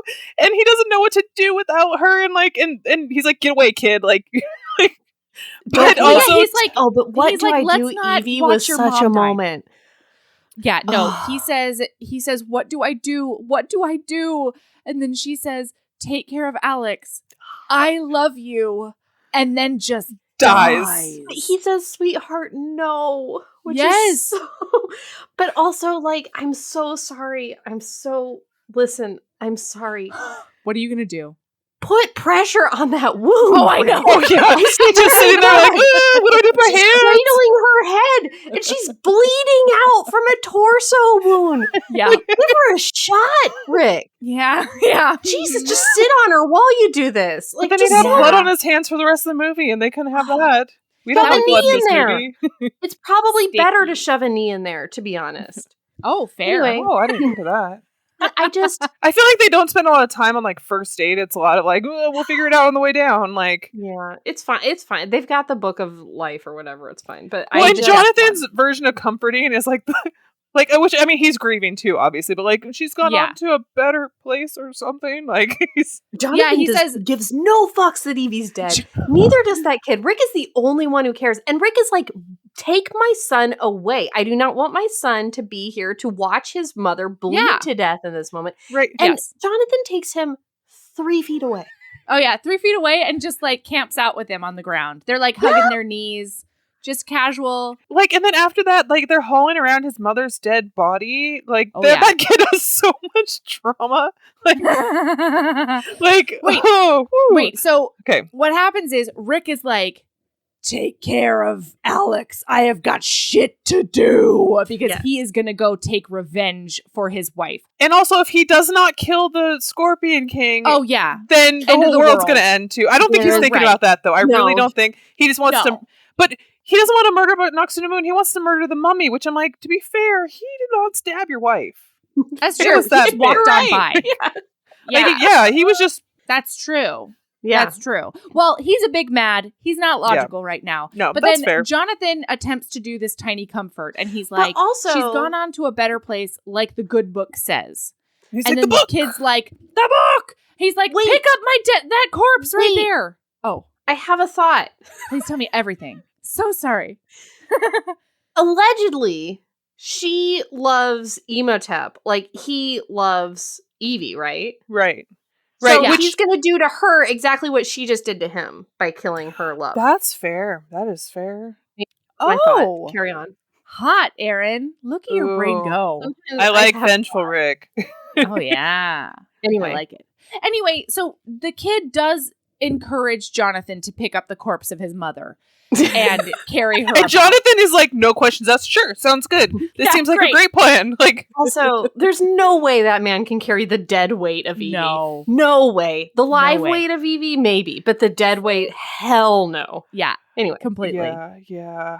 I was like, rigor mortis. I don't know the timeline on that. Like, I was having thoughts. That's a couple of hours. He like strings her arm, like flings it around the back of his neck. She's not holding on. She's dead. Yeah. She's super dead. Okay, so Rick and Emotep do a big fight, and but before the museum curator person sticks the thing, and he's like, I got the bracelet. Like, too little, too late, my dude. And immediately sticks his hand in the hole, like the glory hole of Egypt. I don't know. Your hand in an Egypt hole in a tomb. Right, and everything was golden, and everyone's like, woo! And then he's like, yeah, it's too late, O'Connell, and then immediately gets all the flesh sucked off his freaking hand. That Scorpion King just nommed the shit out of that hand. That was... Well, what else is he supposed to do when you stick something through a glory hole? You're gonna nom it. You're supposed to nom it. That's what a glory hole is. You gotta numb it right down.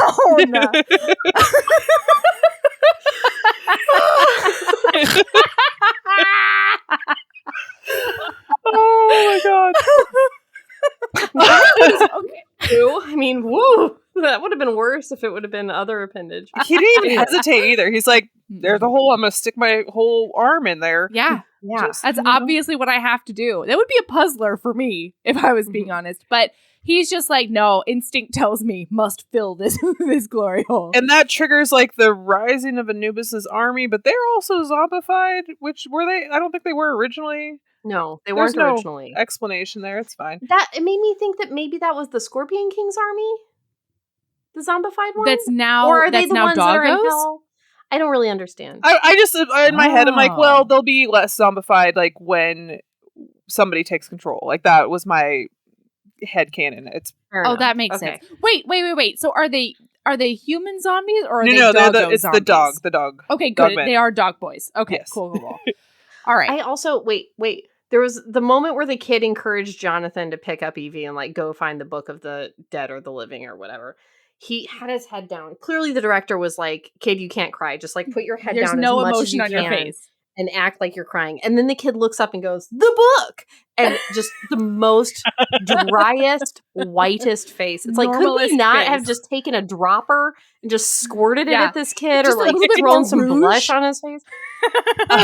Just oh god, osteopath of a child, just like the book had no emotion whatsoever. He's super excited about reading ancient Egyptian. Oh, also, yes. I noted so before, because they have to go in like the chamber thing to fight the Scorpion King, and like Imhotep's he gets his powers taken away. He's just mostly human. He's mortal now. Which I was like, I don't feel like as a priest he had a lot of fighting skills, but you know what? I think it's fine.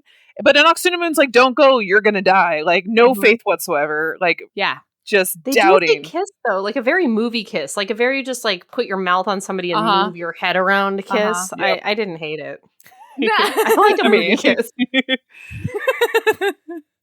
All right. Okay, wait, and also in the erstwhile, Ardith's whole Magi army is fighting those dog boys. There are so many Magi. What? Why did they start Where have they this? been? Like before Where it have happened? they been? Yeah. Where were they last movie? There was a legion of Magi. Yeah, more than like the 20 dudes he was running around with. Like, yeah. They apparently have had multitudinous thousands of Magi, and just like they've just been like on the couch eating chips. What's happening right now? They may have been like Rick, who didn't know they were Magi, and they were just like, I just picked up this tat in Cairo. And then like Ardith had to tell them all, like, hey, you're in my army. It's time. God, he'd be a terrible recruiter too.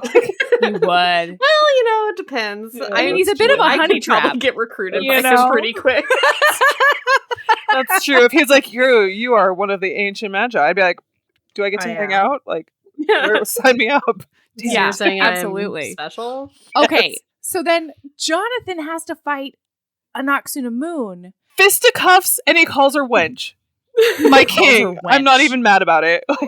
No, I loved it. While translating ancient Egyptian to the kid who's trying to read the book to bring his mom back to life. Total callback to the fight with Evie and Enoxunamun, with Jonathan, with the thing, even down to like the character that he didn't know, like the stork, the bird thing. Yeah. That's why he knows it so well now. The only one he knows. It really does perk up and be like, I know that one. Yeah. Oh, it's good stuff. Okay, wait. So then they do resurrect Evie, and then she comes out with her Nefertiti stabby skills. And she's like, Jonathan, get away. I gotta kill this bitch. Yeah. Oh my God. Just gonna murder her up. Because she gets her away from Jonathan, because she's like, why don't you pick on somebody your own size? There's knives and like clang, clang. Oh, it's so good. Oh, it's so great. So now, here's my next question. But she, like, Enoxunamun runs, like, at the end of that. She's like, oh, God. Like, oh, yeah. They're cowards. That's why they lost. It's true. Okay, so when Imhotep enters the place, he loses all his powers and he becomes mortal. Sure. Which I feel like is like an extra big disadvantage / is Anubis cheating, because when the Scorpion King is resurrected, he has extra powers because he is a scorpion centaur. Yeah, and he's got extra clippers because he's got hand clippers and clippers. Also, there's a pit to hell that nobody even like, or Egyptian hell, I guess, that nobody like talks about. It just they just opens herbs, up and herbs. Yeah. Over that hell. Or that underworld. I do or feel like Anubis cheating shouldn't be like that big of a surprise, though. Like Fair. I feel like gods cheat and that's how it goes. Fair. Yeah. I mean, so now they have to fight the Scorpion King, and he comes after Imhotep, and Imhotep is like, "I'm going to protect you." Runs away. No, ma'ams, excuse me. I'm sorry. we have to talk about the CGI. About this Scorpion King. You're right. This is the smoothest computer-generated face He looks like I've a Barbie. ever seen. Like. This is like late 90s Doom level animation on this face. But also like in a funhouse mirror. Yeah. It's like waxy. Like yeah. It's because they spent all the CGI on literally everything else in the movie. Like even Imhotep's face in the water had more characterization than the Rock's face as the Scorpion King. Why didn't put the Rock in a suit? Or like not make him why do you even have to be a scorpion? Right. Yeah. Yeah, have him come out all glistening with the thing and like some swingy stuff. Like it would have been great. They could have put scorpion hands on. Like if they were gonna animate something, they could have animated something on the Rock. Like throw a tail on the guy or something. Or just maybe make him like Aquaman now, except he can tell the scorpions to do everything. Like he comes out and like a whole army of scorpions comes out too. Yeah, literal Scorpion King. King. But yeah, I know. It's scary, it was a weird honestly. choice. It was very, and I feel like strange. his eyes like move around on his face a little bit as he tries to move around the room. I read that the graphics for this movie weren't done until about a week before it was literally released in theaters. Oh my god! And I just can't imagine like the four guys that were gals that were working on this thing. There were so like, many Red burning Bulls. the midnight oil, just being like, must make look like Rock, like just staying up all night and then just being like, it's ready, it's fine. You know? Good enough. This is as good as it's gonna get. At one point, this scorpion does turn around and give the eyebrow directly to the camera. Yeah, you know what? You're right. He definitely does that. I love it so hard. Okay, so Ardith and the Magi defeat the army, but then there's an even bigger army that comes off the next hill. Right. And there's like 10 Magi left. Like, yeah. The whole army's gone. It's him and like rough. a line of people. Yeah. It's going to be rough. Meanwhile, when the Scorpion King goes after Imhotep, he's like, I'm here because I support you, but that guy over there is trying to kill you. So then, what's his name? Has to do all the fighting times. Rick has to fight the Scorpion King. And get thrown around and get his back broken like 6 times. Like, yeah. Poor guy. So then he sees the tattoo on the wall on an Egyptian dude on the wall. And then like while running for his life. I thought this was comedy gold. That he sees a guy with the tattoo and then a guy with the gold scepter that Jonathan's carrying around all the time, and then somebody opening the scepter and pulling out a spear, and then somebody throwing that spear like a graphic at the Scorpion novel King. on the wall. And he's a how-to manual. It's a how-to manual in graphic novel form. He's like, I'm a believer now. I believe that this was fated. That's the point where he decides to be a believer. Is like, Rick, hilarious, my dude. Hilarious. I think he was saying he's a believer that he's like one of these dudes that's like fated to do so, like that he's in the story. Yeah. You know, I think he believes in mummies. I hope so. Oh my god. Okay, so all right. So then the scepter, the thing that Jonathan's been carrying around. Jonathan and the kids show up despite being told like 47 million times. Oh no, Evie did tell him to go help Rick. She did say that. So that's her fault. Oh, okay. All right. Okay, a parent did direct them into danger, but yes, they show up after Rick's like, keep my kid safe, and yet here his kid is in danger again. And so it's like, it's a spear, and it's like a whole thing that them trying to get that thing open was hilarious. Honestly, I'm surprised they didn't aim it at their face and like, oh my god. It's so funny. But we find out in this moment that like Jonathan did a little track and field. I didn't know that. I did not know that about Jonathan. him. Almost killed the Scorpion King. Like, if Imhotep had not jumped in front and grabbed that spear, which in a flashy move that I approved of, Jonathan would have stabbed him. Oh yeah, Jonathan does this perfect spear throw. Wow, he javelins it right up. The writers just did the same thing twice. It was like Jonathan throws it and Imhotep catches it. And then they're like, okay, now what should happen? What do we do now? Imhotep throws it, but then Rick catches it. Once again, in the same move. He's got that move. He's got his move and he does it. Yeah. And he does it well and he jumps right in the nick of time. It's like the flying 4 times slide in this move. movie. Yeah. Yeah. Okay. So then now, he does kill that Scorpion King. But then I have to talk about this. So Rick does kill the Scorpion King. He stabs him up through the chest and then is hanging, nearly falling into fictional Egyptian hell. On a slick spear with nothing to hold it into the body of the Scorpion King. Right. Yeah. Well, I feel like the only thing keeping him there is the weight of the scorpion body on his centaur body. You know? Yeah. Oh, that makes sense. Yeah. I feel like it's just a counterweight at this point, the scorpion tail. That's not what I'm here to make fun of. What I'm here to make fun of is Rick stabs him through, and then Imhotep comes from stage left, slides in on his knees like a rock star, and just goes, ah! Like that. It's the weirdest reaction, and it's like too late, like, because we get the stab and then we get like a clip to Rick and a clip to, you know, the animated rock, and then a wide shot showing the counterbalancing of the situation, and then it's so you know strange. what? Okay, here's the thing. There was a girl on my volleyball team in high school. No. And anytime she was on the court, it did not matter what happened. If somebody spiked it over and another person like went to dig and get it up, she would just cross she would leave her position, cross the court, and then get there like 3 seconds too late, doing the same thing Imhotep did. So I really saw it, you know? He's just got real bad timing. Like, I got it. Yeah. Like, no, you don't. I'm gonna take a video of it and send it to you guys. It was really nuts. Please. It's so good. So then the scorpion boy falls into the hell pit. And then you've got Imhotep and Rick, they're both just hanging on with no pressure whatsoever on their hands or arms, just like clearly standing on some kind of platform. just kind of there. And then Rick yells at Evie, "Get out of here!" No one knows where the kid is. Nope. No one cares. No one is worried about him. Nope. Malcolm. Nope. Evie, get out of here. You're the love of my life. No. And then she runs. Evie's like, let's make this kid an orphan for real this time. Like, yes. Let's do it. How far is Evie from Rick? So far. So far. A football field, at least. They even hear each other in this crumbling cavern. It was nuts.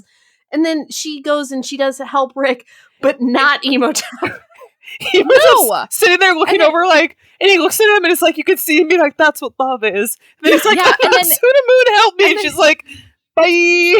Yeah, she's like, "I gotta go," and so she runs the hell out of that tomb. I'm just saying, I feel like Mila would have helped him.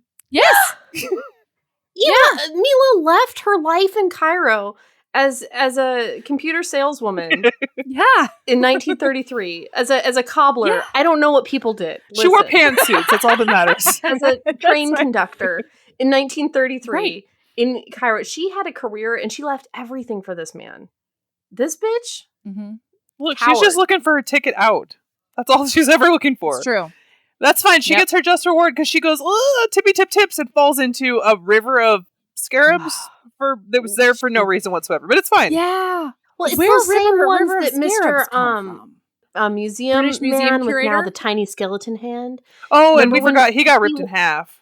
Yeah, he did get, because he just wandered in like, sir, there's a cinematic fight scene going on right now. What are you? Yeah. Like, no. Where did you come from? No, it's true. Also very similar to The Lost World when Toby Ziegler gets ripped in half. Do you recall?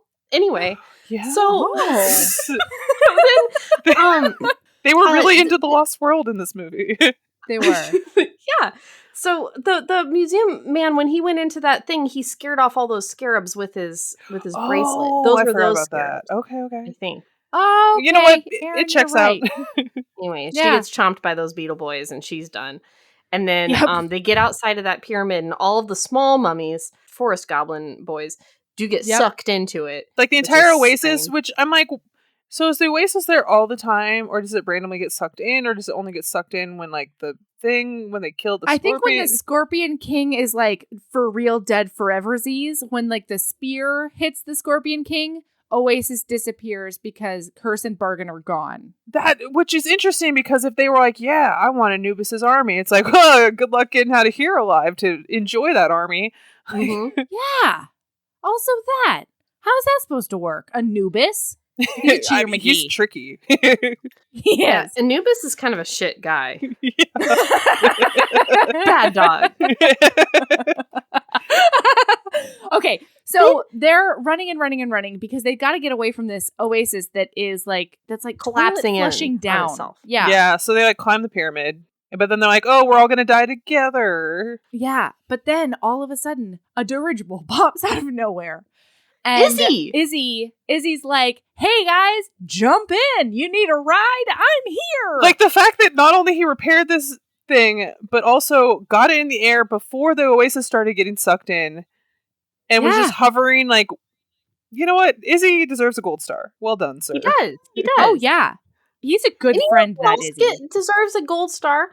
Ardith, who is now apparently the only one left of his whole army, just like the Scorpion King. And he's just down there on his horse in the middle of fucking nowhere in the desert. And the Oasis got sucked in. I don't know when he's going to drink ever again. Right. So this is the spot where the Scorpion King was thirsted to death, you know? Oh, yeah. But judging by how close to the river they were, the Scorpion King was almost okay. Like, if he had just gone a little bit further, he would have found that river and been okay. Part of it. Is the river not part of it? I don't know. I have no idea. I explained that to myself by telling me that the river was part of the Oasis. I mean, but I kind of do like that the river was that close and he sold his soul to Anubis. After all of his army died.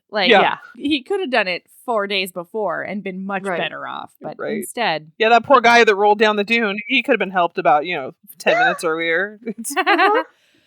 Oh my god. Okay, so they get popped out of that dirigible, into the dirigible, and Jonathan grabs a diamond off the top. He's looking out pyramid. for the financial future of that family. He's like, no, we went through a lot of trauma. That kid's going to need therapy. This is how we're going to pay for it. With this giant diamond bigger than his head. Mm-hmm. Actually, that's not what he was thinking about at all. He was just shiny. And they just kind of wave to Ardith. Yeah. That's all he gets is kind of a, thanks a lot. It's thanks for your whole army dying for us. Yeah.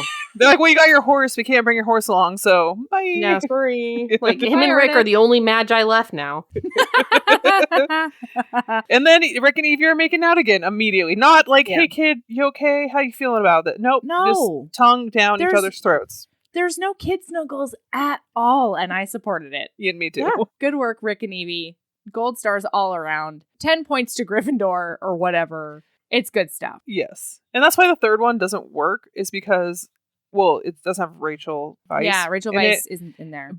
But also, it's a little too real with you traumatized me as a child. I'm like, no, I don't want any consequences. I only want... Oh. So... that makes sense. In the trivia, it said that Rachel Weisz wanted to do the third one, but it was they started filming 3 days after she gave birth.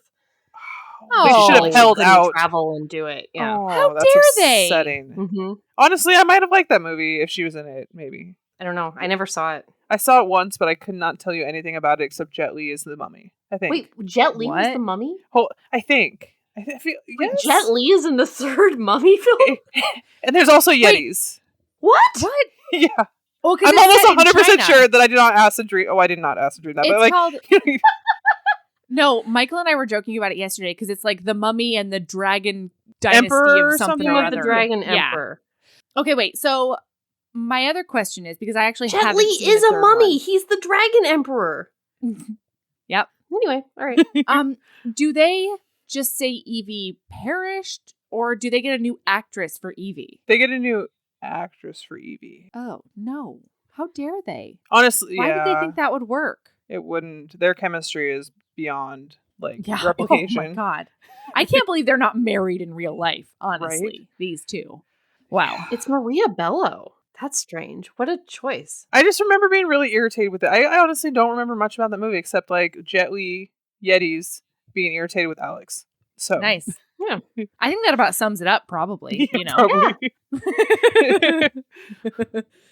Well, thanks for coming to do the mummy with us. Yes, thank you for inviting me. Thank you. And thank you for Neon Gods. Thank you so much.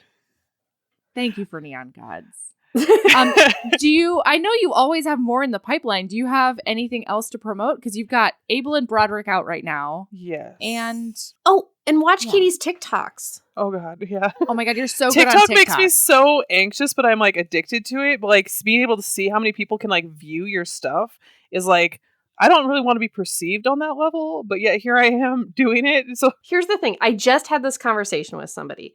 Author TikTok is fairly awkward as a thing, because it's like, it's like we're good in written mediums versus visual mediums. Yeah, totally. But yours are not awkward, and it's very rare to have an author TikTok that is entertaining and not like cringy. And you're doing a really good job at being very funny and very charismatic on TikTok.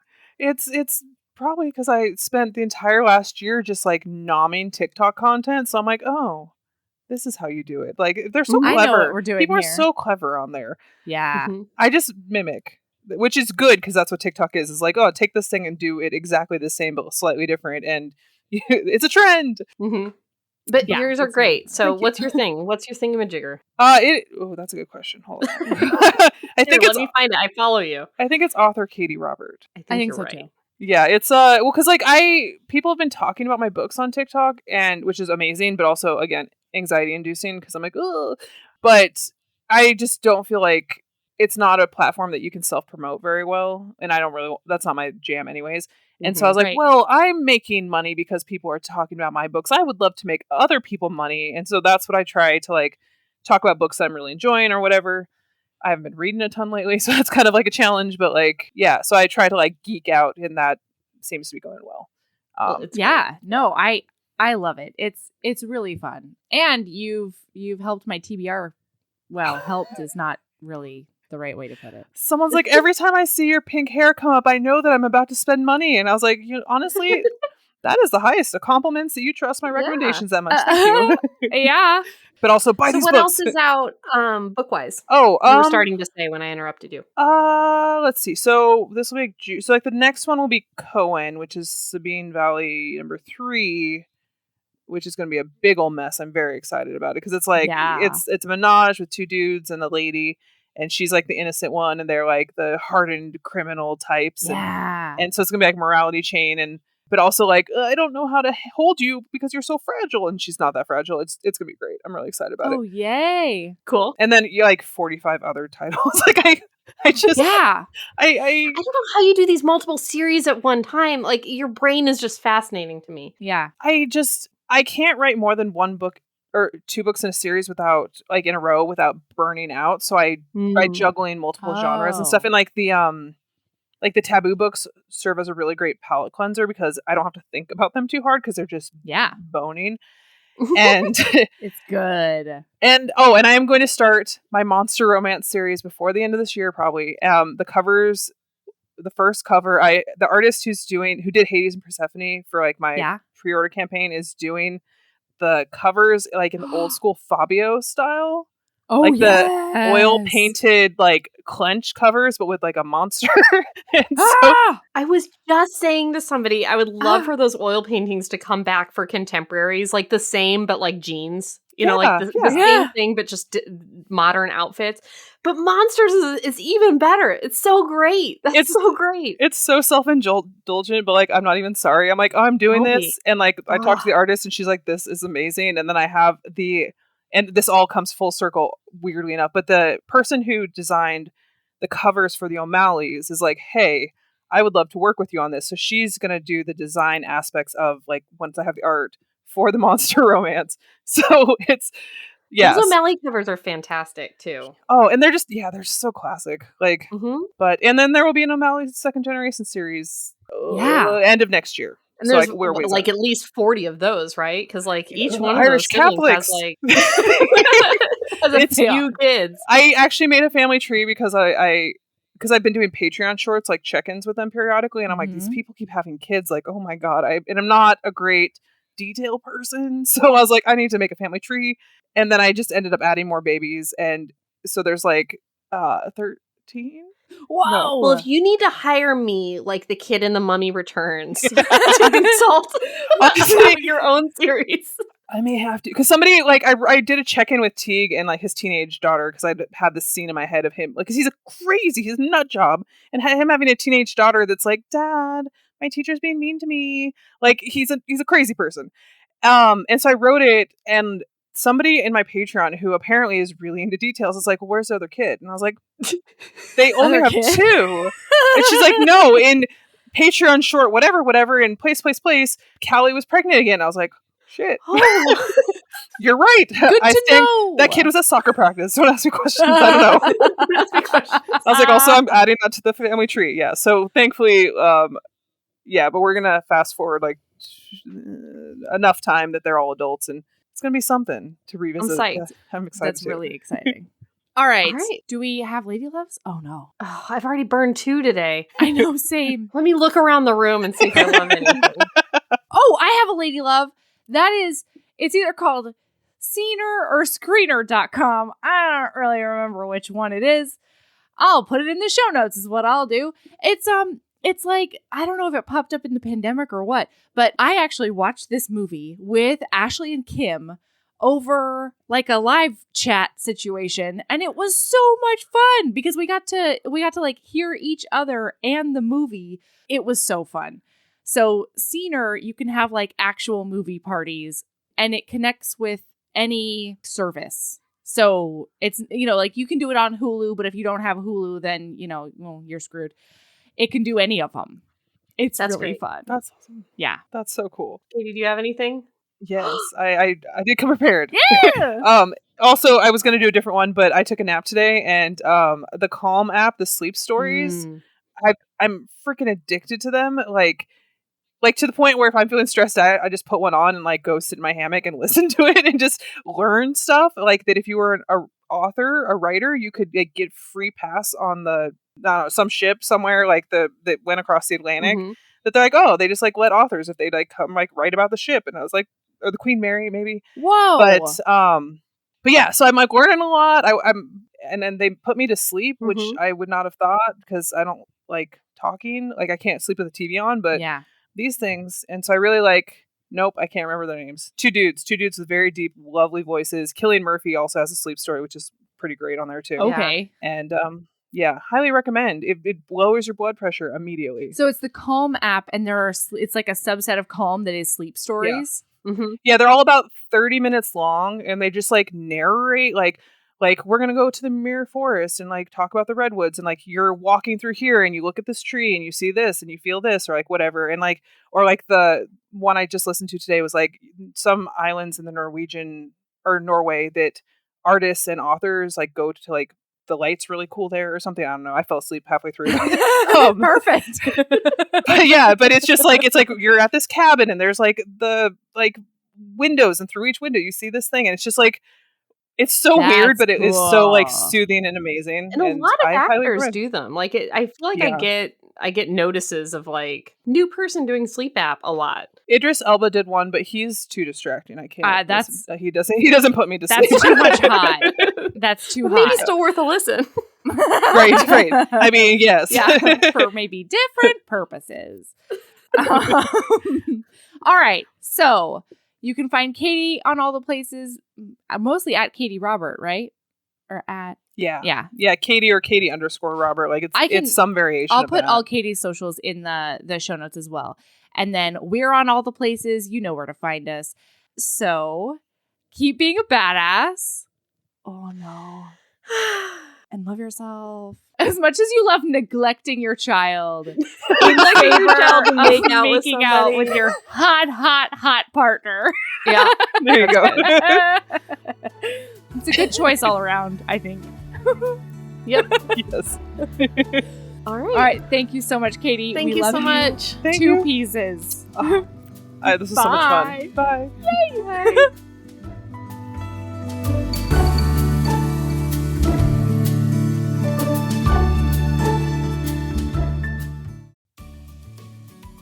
Hey, you. Yes, listener, you. Are you loving the show? If so, please leave a rating and review in your podcast app. The 90 seconds you take to say something nice not only helps new people find the show, but it makes me super smile over at HBHQ.